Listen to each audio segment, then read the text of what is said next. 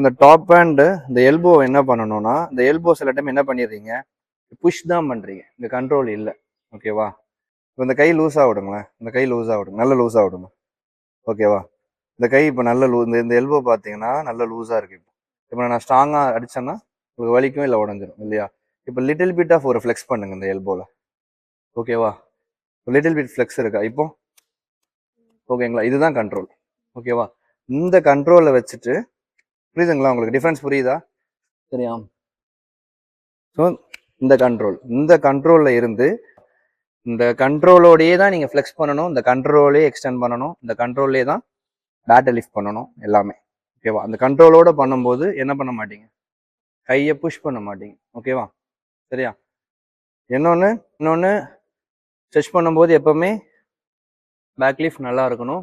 So அந்த elbow எங்கே இருக்கணும், பிஹைண்ட் யுவர் ஃப்ரண்ட் ஃபுட், ரெண்டு காலுக்கும் நடுவில்னு வச்சுக்கலாம், ரெண்டு காலுக்கும் சென்டரில். சரியா?